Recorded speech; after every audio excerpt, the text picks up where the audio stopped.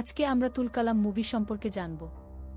২০০৭ সালে মুক্তি পাওয়া এই রাজনৈতিক অ্যাকশন সিনেমাটি পরিচালনা করেছেন হরনাথ চক্রবর্তী।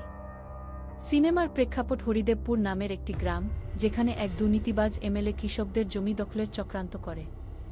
এই অশান্ত পরিস্থিতির মাঝে তুফান, মিঠুন চক্রবর্তী নামের এক রহস্যময় ব্যক্তির আবির্ভাব ঘটে।